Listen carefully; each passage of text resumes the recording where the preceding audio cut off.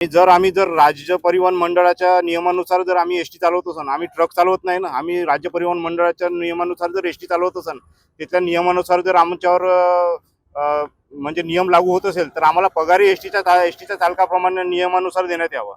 आणि या समस्या कंपनी अजूनपर्यंत पूर्ण करत नाही आणि आम्हाला टर्मिनेट करण्याची धमकी देत आहे। त्याच्यामुळे आज आम्ही इथे संपाकरता उभे झालेलो आहोत।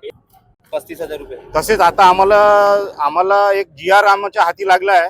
त्या GR नुसार आमचा पगार 29,750 इतका आहे आणि गुजरातला 35,000 इतका पगार देण्यात येत आहे।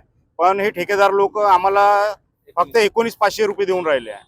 म्हणजे आमच्या प्रत्येक चालकाच्या मागे 10,000 रुपयाचं हे लोक बेनिफिट करून राहिले आहे आणि अतिरिक्त चालक भरती करून राहिले। जेव्हा आमच्याकडे शेड्यूल नाही, आमच्याकडे गाड्या नाही, तरी पण अतिरिक्त चालकाची भरती करून हे लोक फक्त आपला फायदा मिळवण्यासाठी हे लोक चालकाची भरती घेत आहेत।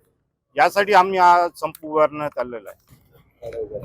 मागण्या मान्य न झाल्यास आमच्या मागण्या पूर्ण होतपर्यंत आम्ही अशाच गाड्या उभ्या ठेवू।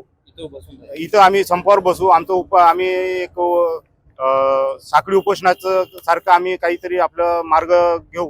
त्याच्यानुसार आमच्या मागण्या पूर्ण करण्यासाठी आम्ही अशा काही मागण्या ह्या पद्धतीने आम्ही आपलं पेमेंट तारीख 7 तारीख आणि पगार आमचा दर महिन्याला 10 तारीख लोटूनही आमचा पगार होत नाही। त्यामुळे आम्हाला आमच्या गाड्याचे EMI झाले त्याचे ड्यू बसतात, कोणाचे होम लोन आहे त्याचे ड्यू बसतात।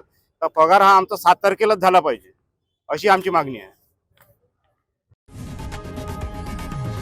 लोकशाही मराठी ऐका, पहा, जागरूक रहा।